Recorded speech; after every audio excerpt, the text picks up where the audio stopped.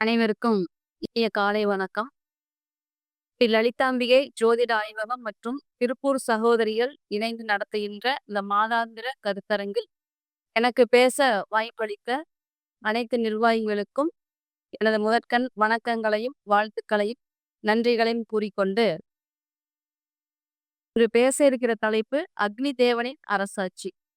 அக்னி தேவன்னா சூரியன். ஆதி மனிதன் முதலாக வழிபாடு செய்த தெய்வம் சூரியன் தான். சூரியனை மையமாக வைத்து மதமும் கூட இருக்குது. ஆதி மனிதன் முதல் கொண்டு இன்று வரை சூரியனைத்தான் நம்ம வழிபட்டு கொண்டிருக்கிறோம். ஏன்னா சூரியன் உதிச்சாத்தான் நம்ம எந்திரிக்கிறோம், வேலை பார்க்குறோம். இது எல்லாமே பேசிக்கா இருக்கிற விஷயம். சூரியன் அப்படிங்கிற கிரகம் அவரவர் ஜாதகத்துல எந்த மாதிரி அமைப்புகள் இருந்தா எந்த பலன்கள் கொடுக்கும் அப்படின்ட்டு சில பகிர்வுகள். சூரியன் சித்திர மாசத்துல மேஷ ராசியில பயணிக்கும். வைகாசி மாசம் ரிஷப ராசியில அப்படி மீன ராசி வரைக்கும் 12 மாதங்கள் பயணிக்கும். இதுக்கு 1 வருட காலம் எடுத்துக்குது. ஒரு ராசியை கடக்கறதுக்கு 30 நாட்கள் எடுத்துக்கும். சித்திரை மாதம் அப்படிங்கிறது சூரியன் உச்ச பலத்தோட இருக்கக்கூடிய அமைப்பு. பொதுவா சித்திரை மாசம் நல்ல விஷயம் நம்ம செய்யறது இல்லை. ஆனா தொழிலுக்கு சித்திரை மாசம் நம்ம ஆரம்பிச்சோம் அப்படின்னா அது என்னைக்கு பிரகாசமா இருக்கும் அப்படிங்கிறது ஒரு நிதர்சனமான உண்மை. அதனால யாராவது புதிய முயற்சிகள் எடுக்கிறீங்க, ஒரு தொழில் சார்ந்த விஷயங்கள் எடுக்கிறீங்கன்னா இப்ப வரக்கூடிய சித்திரை மாதத்தை அருமையா பயன்படுத்திக்கிங்க. கண்டிப்பா அந்த தொழில் என்னைக்கு உங்களுக்கு வளமான எதிர்காலத்தோட இருக்கும் அப்படின்னு வேண்டி கேட்டுக்கிறேன். அடுத்தது துலா ராசியில சூரியன் நீசமாகக்கூடிய அமைப்பு. இப்ப சித்திரையில உச்சமா சூரியன் இருக்கிறவங்களுக்கும் துலா ராசியில நீச சூரியன் இருக்கிறவங்க சில வேறுபாடுகள் இருக்கு. அதாவது சூரியன்னாவே கௌரவம், அலைக்கடன் கூட சொல்லலாம். அதிகமா தன்முனைப்பு இருக்கும். நான் சொல்றதா கரெக்ட் அப்படிங்கிற தன்முனைப்பு இருக்கும். அதே மாதிரி ஒரு கடன் பட்டுட்டாங்க அப்படின்னா நேர்மையா வட்டி கட்டுவாங்க. அந்த வாங்கின காசை கரெக்டா திருப்பி கொடுப்பாங்க. இதே சூரியன் வலிமை இல்லாத இருக்கிற ஒருத்தருக்கு பார்த்தீங்கன்னா அவர் கடன் கிடைக்கிறதே கஷ்டம். கஷ்டப்பட்டு அந்த கடனை வாங்குவாரு. ஆனா திருப்பி செலுத்துறதுக்கு உண்டான சூழ்நிலை வந்தா கூட அவர் திருப்பி கொடுக்கலான்னு மனசே வராது.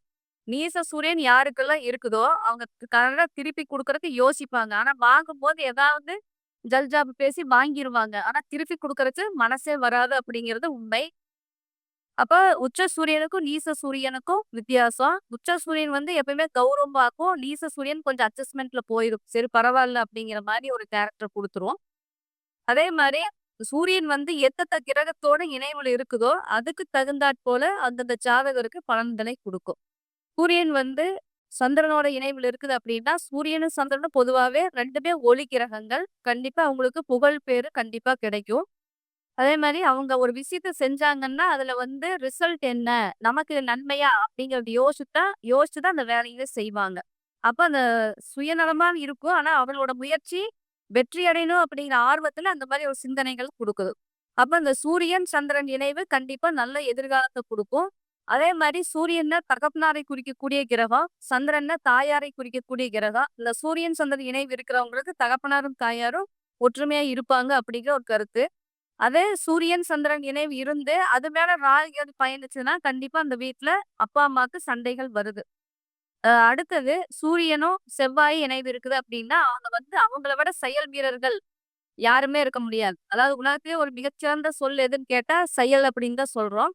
அந்த செயல்படுத்தக்கூடிய திறமை இருக்கக்கூடிய ஆள் யாருன்னு பார்த்தா, அந்த சூரியன், செவ்வாய் தான். ஒரு யாருக்கெல்லாம் சூரியன், செவ்வாய் இருக்குதோ, அவங்கலாம் முன்னாடி நின்று ஒரு விஷயத்த செயல் பண்ணுவாங்க. மத்தவங்கலாம் ஒரு பிளானிங்கோட நின்றுவாங்க. அப்படி பண்ணலாம், இப்படி பண்ணலாம் அப்படின்ட்டு. ஆனா, அந்த சூரியன், செவ்வாய் இருக்கக்கூடிய ஆட்கள் கண்டிப்பா அந்த விஷயத்த செயல்படுத்தி காண்பிப்பார்கள். அவங்க போர் தளபதிகள்னு எடுத்துக்கலாம். சூரியன், செவ்வாய் இருக்கிறவங்களுக்கு ஒரே ஒரு டிமெரிட் என்னன்னா, ஒரு விஷயத்த செஞ்சுட்டு இருந்தா டக்குனு அத லீவ் பண்ணிட்டு அடுத்த விஷயத்துக்கு போயிருவாங்க. இந்த விஆர்எஸ் வாங்குறவங்க எல்லாருமே பார்த்தீங்கன்னா, அதிகபட்சம் இந்த சூரியன், செவ்வாய் இணைவு இருக்கிறவங்களுக்கு தான் அந்த அமைப்பு வந்துரும். ஒரு டக்குனு ஒரு விஷயத்த ஃபிட் ஆயிட்டு செஞ்சுட்டு ரொம்ப வருஷம் செஞ்சுட்டே இருப்பாங்க ஒரு தொழிலு. திடீர்னு அது வேண்டான்ட்டு மாற்றத்துக்கு நோக்கி போயிருவாங்க. அது அது எதிர்காலத்த விளைவு பத்தி யோசிக்கும். ஏன்னா 2மே வேகமான, சுறுசுறுப்பான கிரகம் அப்படிங்கும்போது, அங்க அந்த புத்திக்கு வேலை கம்மியாயிரும். அது எடுத்தமா, கவுத்தமாங்கிற மாரி சில முடிவுகள் கூட அவங்க எடுத்துருவாங்க. இந்த சூரியன், செவ்வாய் இருக்கிறவங்க. ஆனா செயல் வீரர்கள் அதுல எந்த மாற்று கருத்தும் இல்ல. சூரியன், செவ்வாய் அதுக்கு அடுத்து பார்த்தீங்கன்னா, சூரியன், புதன். இது சூரியனும், புதனும் 2ல ஏதோ ஆட்சி பலத்தோடயே, உச்ச பலத்தோடயே இருந்து இருந்துச்சுன்னா, புதாதித்ய யோகத்தை குடுத்துரும். அப்படி இருக்கிறவங்க ரொம்ப ஷார்ப் மைண்டடா இருப்பாங்க. படிப்பு ஸ்கூலுக்கு போய் படிக்கிறத தவிர, அனுபவ அறிவு அவங்களுக்கு நிறையவே இருக்கும். திறமைசாலிகளாவும் இருப்பாங்க. அதே மாரி புதன்னா நட்பு வட்டாரம். இப்ப யாராவது வந்து என் பையனோட சேர்க்கை எப்படி நல்லா இருக்குமான்னு கேட்டா, சூரியனோட இணைந்து எந்த கிரகமும் அந்த பாவக உறவுகளை நேர்மையா தான் வச்சிருக்கும். அப்ப சூரியனோட புதன் இருக்குது ஒருத்தவங்களுக்கு நல்ல நிலைமையில இருக்குது அப்படின்னா, கண்டிப்பா அந்த நட்பு வட்டாரம் நல்ல ஒரு நல்ல நட்பா தான் இருக்கும். அதன் மூலமா கெடுதல் வராது அப்படிங்கிறத சொல்லிறலாம். ஆனா சூரியன் புதன் இருந்து அது மேல ராய்கள் போச்சு அப்படின்னா, அந்த நட்புல ஏதாவது பிணக்குகள் இருக்கும் அதையும் சொல்லணும். அப்ப சூரியன், புதன் அப்படிங்கிற விஷயம் படிப்புக்கும் சரி, ஒரு நட்பு வட்டாரம், ஒரு பழக்கவழக்கம், கலைத்துறை இந்த விஷயத்துக்கு எல்லாமே சூரியன், புதன் நல்லா கை குடுக்கும். சூரியன், குரு அப்படிங்கிற காம்பினேஷன் பார்க்கலாம். இது 2மே வந்து நல்ல ஆத்மார்த்தமான கிரகங்கள். ஆன்மீக விஷயத்துக்கு மிகப்பெரிய ஒரு கொடுப்பினை குடுக்கும் அந்த சூரியன், குரு. இதே வந்து மேஷ ராசியில ஒரு சூரியன், குரு இருக்குது அப்படின்னா, அந்த தசாபுத்தி காலங்கள் அவங்களுக்கு கண்டிப்பா ஆன்மீக ரீதியான முன்னேற்றங்கள் அதே மாரி ஆழ்ந்த சிந்தனைகள், நெறைய தத்துவங்களை குறிக்கக்கூடிய அமைப்பு, நெறைய பொது சேவைகள் செய்யக்கூடிய அமைப்பு அந்த யோகத்த குடுக்கும். ஒரு கதை கூட இருக்கு அதுக்கு. ஒரு சிவபக்தர் வந்து ஒரு கிராமத்துல டெய்லி வந்து அவரு மத்த அருட்கொடைய செஞ்சுட்டு தான் சாப்பிடுவாரு. நெறைய தொண்டர்களுக்கு வந்து உணவளிச்சுட்டு தான் சாப்பிடுவாரு. அப்ப அதுக்கு வந்து நெறைய அது அரிசி பருப்பெல்லாம் தேவைப்படும். அதுக்கு வந்து இவரு நெறைய பேர்த்துட்ட போயி கையேந்தி, அந்த அரிசி பருப்பெல்லாம் வாங்கிட்டு வந்து மனைவிட்ட குடுத்தா, மனைவி வந்து சமைச்சு குடுப்பாங்க. அதை வந்து மினிமம் ஒரு 10, 20 பேர்த்துக்காவது அவர் சமையல் செஞ்சு போட்டுட்டு தான் வந்து இவங்க 2 பேர் சாப்பிடுவாங்க. அப்ப இந்த இந்த பழக்கத்தினால நெறைய பேர் அவங்களால முடிஞ்ச அரிசி பருப்பெல்லாம் குடுக்க ஆரம்பிச்சாங்க. அப்ப இந்த புகழ் வந்து அரசவைக்கும் பரவுச்சு. அப்ப ராஜாட்ட வந்து வந்து சொன்னாங்க, "இப்படி ஒருத்தர் சிவபக்தர் இருக்காரு. அவர் வந்து நெறைய இப்படி தொண்டெல்லாம் செஞ்சுட்டு இருக்கிறாரு. ரொம்ப நேர்மையானவரு அப்படின்னு சொல்லி சொல்றாங்க. அப்ப ராஜாவுக்கு ஒரே அதிசயம். இந்த காலத்துல இப்படியெல்லாம் இருக்கிறாங்களா? ஏன்னா மத்தவங்களுக்கு சாப்பாடு போட்டுட்டு தான் நம்ம சாப்பிடுறோம் அப்படிங்கிற கொள்கை மிகப்பெரிய கொள்கை. நம்ம விசில் வந்தாலே நமக்கு பசி எடுத்துரும். ஆனா அவர் வந்து இவ்ளோ பொறுமையா எல்லாத்துக்கும் உபசரணை செஞ்சுட்டு, அதுக்கப்புறம் சாப்பிடுறாருன்னா உண்மையாலுமே ஒரு நல்ல மனிதனா தான் இருக்கணும். சரி அவருக்கு வந்து எல்லா உதவியும் நம்ம செய்யலாம். ஒரு 10 நாளைக்கு தேவையான அரிசி, பருப்பெல்லாம் சேர்த்து குடுத்துருங்க. அதே மாரி அது கூட நவரத்தினங்களையும் சேர்த்து குடுத்துருங்க அப்படின்னு சொல்லி கட்டளையிட்டுட்டாரு. அப்ப அவங்க அரசவையில இருந்தவங்கலாம் கொண்டே அவருக்கு வந்து அரிசி, பருப்பு அது கூட நெறைய நவமணிகள்லாம் சேர்த்து குடுத்துர்றாங்க. அப்புறம் ஒரு 10, 15 நாள் ஆச்சு. அப்புறம் ராஜா கூப்பிட்டு கேட்கறாரு. "என்னப்பா சிவபக்தருக்கு பணம் இதெல்லாம் குடுத்தோமே அரிசி, பருப்பெல்லாம் என்ன ரிசல்ட்டு? அவரு எதுவும் சொன்னாரா?" அப்படின்னு கேட்கறாங்க. "அவர் எதுவும் சொல்லலீங்கய்யா" அப்படின்னு சொன்னோனே, "சரி போய் என்னன்னு விசாரிங்க" அப்படின்னு சொல்லி கட்டளையிடுறாரு. அப்புறம் அவங்க அமைச்சர்லாம் போய் விசாரிக்கிறாங்க அந்த ஐயாட்ட, சிவபக்தர்ட்ட. "ஏங்க அரிசி பருப்பெல்லாம் கரெக்ட்டா வருதா?" கரெக்ட்டா வருதுங்க." "கரெக்ட்டா சமைச்சு குடுக்குறீங்களா?" "கரெக்ட்டா சமைச்சு குடுக்குறோம்." அப்படின்னு சொல்றாங்க. சரி வேற ஏதாவது சேதி இருக்கா ராஜா கிட்ட போய் சொல்றதுக்கு அப்படின்னா, "எந்த சேதியும் இல்லைங்க. ரொம்ப நன்றின்னு மட்டும் சொல்லிருங்க." அப்படின்னு சொல்றாங்க. அப்ப சரி அமைச்சர் வந்து சொல்றாரு ராஜாட்ட. அவர் நன்றி மட்டும் தான் சொன்னாருங்க ஐயா, வேற எதுவும் சொல்லல அப்படின்ட்டு. என்னடா இது இப்படி சொல்றாரு? ஏன்னா நவரத்னமெல்லாம் அத்தனையும் குடுத்துட்டு இருக்கிறோம். இவரு பாட்டுக்கு ஒண்ணுமே ரிசல்ட் சொல்லாம இருக்கிறாரு. நேர்மையான சொல்றாங்களே, அப்ப அவரு ஏதோ சொல்லியிருக்கணுமே அப்படின்னு யோசிச்சு ராஜாவே போறாரு அவங்க வீட்டுக்கு. அவரு போய் சிவபக்தர்ட்ட, "ஏப்பா அந்த அரிசி பருப்புலாம் கரெக்ட்டா வருதா?" அப்படின்னா, "கரெக்ட்டா வருதுங்கய்யா. உங்க புண்ணியத்துல நான் வந்து 200 பேத்துக்கு எச்சாவே சாப்பாடு போடுறேன். ரொம்ப ரொம்ப நன்றி" அப்படின்னு சொல்றாரு. சரி அந்த அரிசி பருப்பெல்லாம் கூட ஏதோ கல்லுலே இருந்ததா அப்படின்னு கேட்கறாங்க. "தெரியலங்கய்யா நான் அப்படியே குடுத்துருவேன் என்னோட ஒய்ஃப் கிட்ட. ஒய்ஃப தான் கேட்கணும்" அப்படின்னு சொல்றாங்க. அப்புறம் திருப்பி போய் ஒய்ஃப்ட்ட போயி, "ஏப்பா அரிசி பருப்பெல்லாம் இருந்துச்சுல்ல, அது ஏதாவது கல்லு இருந்துச்சா?" அப்படின்னு கேட்டா, "தெரியலீங்களே! நான் எப்பவுமே அரிசி பருப்பு சுத்தம் பண்ணும்போது, அந்த பின்னாடி ஜன்னலுக்கு வெளிய வீசிருவேன். வேணா போய் தேடிக்கிறீங்க" அப்படின்ட்டு அந்த அம்மா பாட்டுக்கு சமைச்சுட்டு இருக்குது. அப்புறம் ராஜா போய் அங்க பார்த்தா பூரா நவரத்தினங்களா குவிஞ்சு கிடக்குது. என்னடா இது இவ்ளோ நேர்மையா இருக்கிறாங்க இவங்க. நம்ம இவங்க ஏதோ உபயோகப்படுத்திட்டு இந்த நவரத்தினமா தான் குடுத்தோம். இவங்க வந்து அந்த அருட்தொண்டே தான் பிரதானமா நெனச்சு நேர்மையா அவங்களோட காரியத்திலே கண்ணார்ந்து செயல்பட்டுருக்காங்க. அப்ப இவங்க உண்மையாலுமே நேர்மையான ஒரு அருட்தொண்டர் தான் சொல்லிட்டு, இவங்க வாழ்நாள் பூரா அந்த கொடை செய்யறக்கு உண்டான அரிசி, பருப்பு மற்ற எல்லா தானியங்களும் இலவசமாவே குடுக்கறக்கு கட்டளையிட்டாராம் ராஜா. அப்ப அந்த குரு, சூரியன் அப்படிங்கிற விஷயம் மக்களுக்கு இந்த மாரி அருட்தொண்டு செய்யக்கூடிய விஷயத்துக்கு ஒரு உந்துதலாவும் இருக்கும். அந்த நேர்மை தன்மையும் குடுக்கும். இதுல ராஜாவும் நேர்மையானவர் தான். அதே மாரி அந்த மனைவின்னு சொல்ற விஷயம் ஏன்னா அந்த அம்மா நெனச்சா நெறைய எடுத்திருக்கலாம். ஏன்னா இவரு எதார்த்தமா குடுக்க அந்த அம்மா கூட அந்த நவரத்னக்கெல்லாம் எடுத்து பதுக்கியிருக்கலாம். ஆனா கணவன், மனைவி ஒன்றுபட்டு இந்த விஷயத்த செய்யறது வந்து இந்த சூரியன், குரு காம்பினேஷன் கண்டிப்பா இருந்தா இந்த மாதிரியான அருட்தொண்டு செய்வாங்க அப்படிங்கிறது. அடுத்தது சுக்கிரனும், சூரியனும் இருக்கக்கூடிய ஜாதக அமைப்புல அந்த சுக்கிரன் அப்படிங்கிறது சூரியனோட இணைவு நேர்மை தன்மையும் குடுத்துரும். அப்ப அந்த மனைவிங்கிறது ஒரு நேர்மையான ஒரு கௌரவம் பார்க்கக்கூடிய மனைவியா அமைவாங்க. அதே மாரி செல்வாக்கும் சிறப்பா இருக்கும் அப்படின்னு சொல்லிறலாம். சூரியனோட சனி இணைவு அப்படிங்கிறது பொதுவா ஆண்களுக்கு தகப்பனார் கூட ஒரு இணக்கமான சூழ்நிலை இருக்காதுங்கிறது பொதுவான கருத்து. அதே மாரி சூரியனும் சனி இணைஞ்சு ஒரு பெண் ஜாதகம் இருந்தா, கண்டிப்பா அந்த பொண்ணு அப்பா மேல ரொம்ப பாசமா இருப்பாங்க அப்படிங்கிறது கருத்து இருக்குது. இதுலயே வந்து சுக்கிரன் உச்சமா சாரி சூரியன் உச்சமாவோ, சனி நீசமாவும் இருந்துச்சுன்னா, அவங்களுக்கு கரெக்ட்டான ஒரு வேலையாள், நேர்மையான வேலையாள் கிடைக்காது. அப்ப அந்த ஓனரே தான் எல்லா வேலையும் செய்வாரு. அந்த ஒரு சூழ்நிலையும் குடுத்துரும்.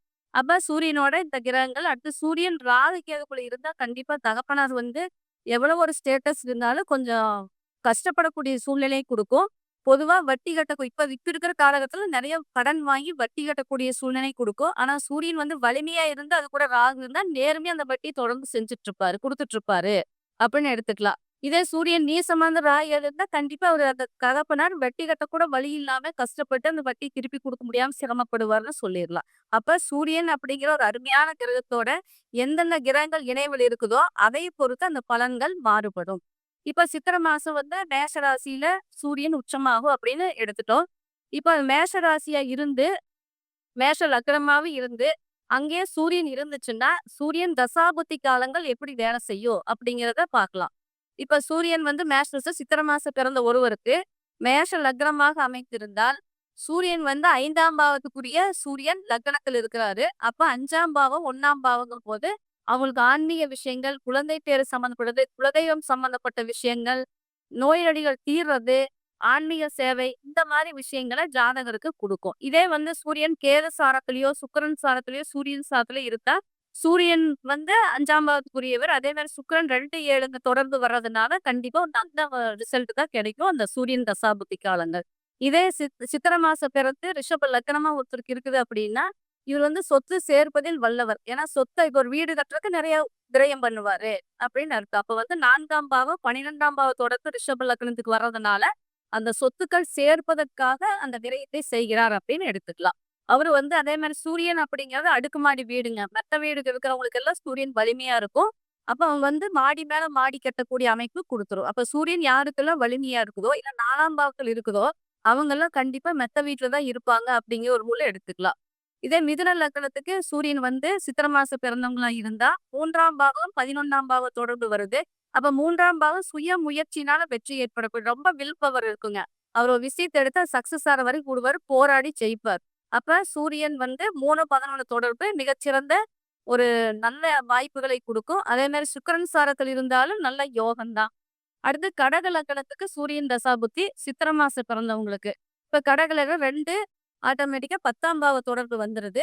தொழில் மூலமா நல்ல வருமானம், மிகப்பெரிய யோகத்தை குடுக்கக்கூடிய அமைப்பு இந்த கடக லக்னத்தாருக்கு அமையும். அப்ப சித்திரை மாசம் பிறந்து கடக லக்னமா யார் இருக்கிறாங்களோ அவங்களுக்கு தொழில் மூலமா நிரந்தர வருமானத்தையும் குடுக்கும். ஏன்னா சூரியன்கிறது வந்து ரெகுலர் இன்கம். அப்ப அந்த தொழில்ல இருந்து மாசமான உபரியான நல்ல வருமானம் அவங்களுக்கு கிடைக்கும் அப்படின்னு எடுத்துக்கலாம். அதே சிம்ம லக்னமா இருந்து சூரியன் சித்திரை மாசத்துல பிறந்தவங்களா இருந்தாங்க அப்படின்னா, நல்ல வில் பவர் இருக்கும். எந்த விஷயத்தையா இருந்தாலும் முன்னாடி செயல்படுத்தக்கூடிய ஆற்றல் இருக்கும். நேர்மையானவங்களும் இருப்பாங்க. அதே மாரி தகப்பனாரும் நல்ல ஒரு வலிமையான ஒரு குடும்பத்திலிருந்து பிறந்து வந்தவரா இருப்பாரு. இது வந்து அது இந்த சுக்கிரன் நட்சத்திரத்துல இருக்குது அப்படின்னாலும் அது யோகமா தான் இருக்கு. தொழில் நிலையில கண்டிப்பா வளர்ச்சி குடுக்கும். கன்னி லக்னமா இருந்து சித்திரை மாசம் பிறந்திருக்கிறாங்க அப்படின்னா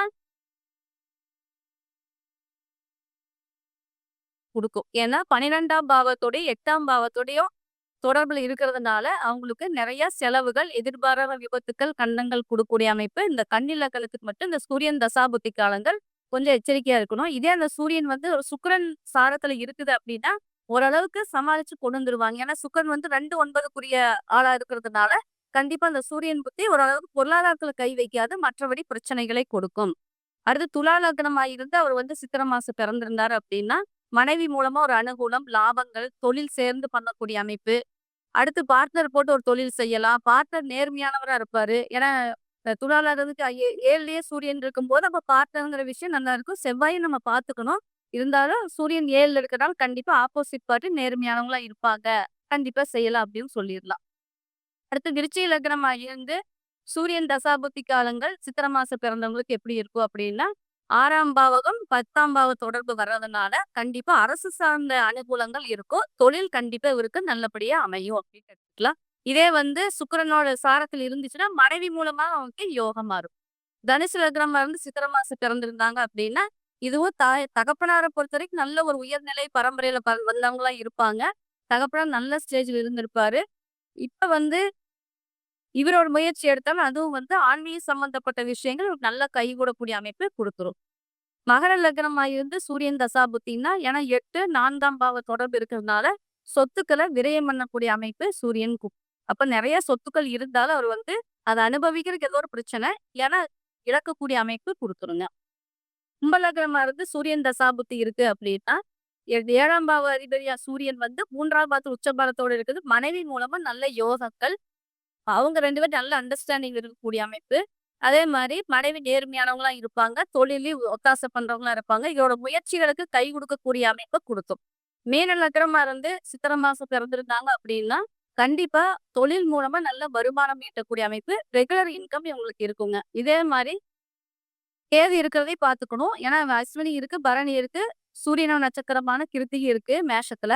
அப்ப அந்த சூரியன் வந்து எந்த நட்சத்திரம் இருக்குன்னு பார்த்துட்டு, அந்த லக்னப்படி எந்த சாரநாதன் வேலை செய்யுதோ அதையும் பார்த்து நம்ம பலன் சொல்லணும். மேலும் இப்ப சூரியன் வலிமையா இருக்கிறவங்களுக்கு எந்த பிரச்சனையும் இல்ல. சரி சப்போஸ் நீசமா இருக்கு, கோச்சாரத்துல வந்து ஒரு சுபத்தன்மை இல்லாம ஒரு ராகு கேதுவோட காம்பினேஷன்லாம் இருக்கு அப்படிங்கிற பட்சத்துல, அவங்க வந்து தொடர்ந்து சூரிய நமஸ்காரம் கண்டிப்பா செய்யணும். 10 மணிக்கு எந்திரிச்சாலும் பரவால்ல, சூரியன பார்த்து ஒரு 5 நிமிஷம் ஒரு பிரேயர் வச்சுட்டு போங்க.